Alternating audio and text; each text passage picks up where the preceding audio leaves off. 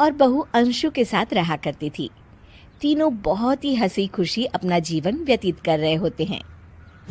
अरे बहू, आज खाना मैं बना देती हूँ। नहीं माँ जी, आप क्यों तकलीफ कर रही हैं? आप आराम कीजिए, खाना मैं ही बनाऊंगी। कितनी अच्छी बहू मिली है मुझे। भगवान ऐसी बहू सबको दे। सब कुछ ठीक चल रहा होता है कि एक दिन गलती से अंशु हंसने वाली दवा खा लेती है। बस उस दिन से सब कुछ बदल जाता है। अरे बहू, मेरे घुटनों में बहुत दर्द हो रहा है, जरा बाम तो दे दे। अरे बाम लगा कर क्या करोगी माँ जी? मैं पाँव दबा देती हूँ। अरे एक तो मुझे पाँव दर्द हो रहा है, ऊपर से तुम हंस रही हो। आई एम सॉरी माँ जी। अरे फिर से हंस रही है, जा तू मेरे कमरे से, मुझे तुझसे बात नहीं करनी।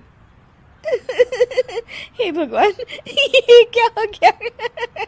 अब माँ जी क्या सोचेगी? 2 दिन बाद कीर्ति घर में किटी पार्टी रखती है।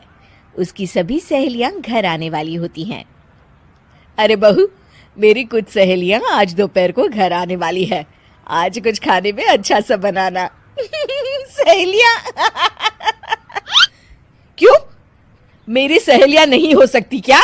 तुम फिर से हंस रही हो? नहीं माँ जी, मैं हंस नहीं रही हूँ। अरे फिर से हंस रही हो और बोल रही हो कि हंस नहीं रही। नहीं माँ जी, मैं तो वो तुम जाओ मेरे सामने से और किचन का काम कर लो, जाओ। दोपहर को कीर्ति की सभी दोस्त खाने पर आ जाती हैं। अरे वाह, घर तो बहुत सुंदर सजाया है कीर्ति। अरे मैंने कहा, ये सब तो मेरी बहू का कमाल है। अरे वाह, बड़ी गुनी है तुम्हारी बहू तो। हाँ हाँ, खाना भी अच्छा बनाया है। हाँ, बहुत ही गुनी है। तो हमको नहीं मिलवाओगी क्या, या छुपा कर रखोगी अपनी हीरे जैसी बहू को? अरे नहीं नहीं, अभी बुलाती हूँ। अंशु, ओ अंशु, बहू रानी। अंशु बाहर आती है। जी माँ जी। बहू, ये सब मेरी सहेलियां हैं, मिलो सबसे। नमस्ते आंटी। नमस्ते बेटा, बहू तो बहुत अच्छी मिली है तुमको, किस्मत वाली हो तुम। किस्मत वाली? अरे क्या हुआ? हंस क्यों रही हो? नहीं नहीं, मैं हंस नहीं रही हूँ।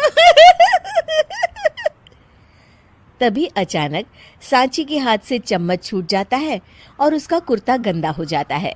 अंशु फिर से हंसने लगती है।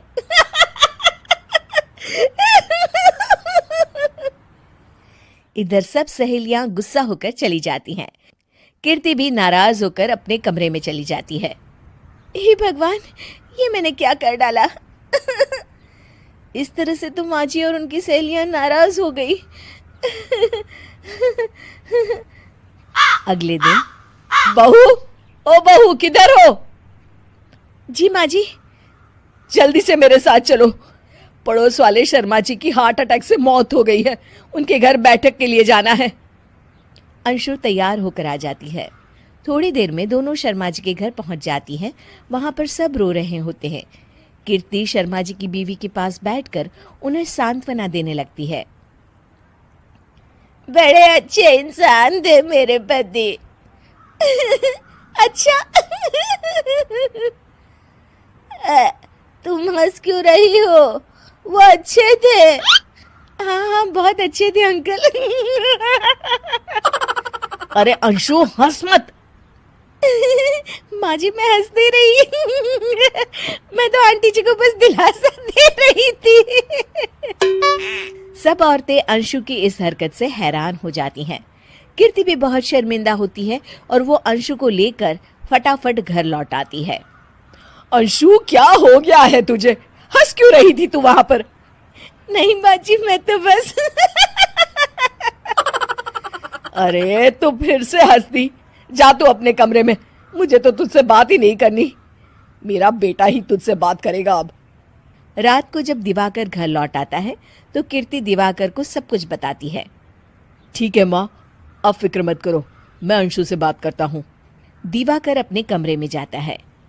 जी आ गए आप? कैसे हैं? मैं तो ठीक हूँ, बस सर में हल्का दर्द है। सर में दर्द? अरे इसमें हंसने की क्या बात है? नहीं, मैं हंस नहीं रही हूँ। मुझे तो फिक्र हो रही है आपकी। एक तो मेरे सर में दर्द है, ऊपर से तुम हंस रही हो। अरे कैसे समझाऊं मैं आपको? मैं हंस नहीं रही। अंशु, तुम इस घर से चली जाओ। माँ ने मुझे बताया जो भी तुमने शर्मा आंटी के घर किया, और किटी पार्टी में भी। नहीं जी, मैं ऐसे नहीं हूँ। तो अभी क्या हुआ था? क्यों हंस रही थी तुम? रुकिए, मैं आपको सब कुछ बताती हूँ।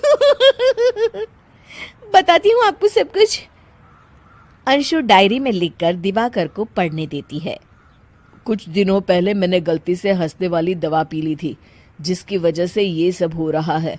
इसका असर कुछ दिन और रहेगा। अरे तो तुमने ये सब पहले क्यों नहीं बताया अंशु? वो मैंने माँ जी को बताने की बहुत कोशिश की, मगर उन्होंने सुना ही नहीं। अरे ठीक है, मगर वादा करो जब तक दवाई का असर ठीक नहीं हो जाता तुम घर से बाहर नहीं जाओगी। नहीं जाऊंगी। और हंसूंगी तो बिल्कुल नहीं। लो, तुम तो फिर से हंस दी।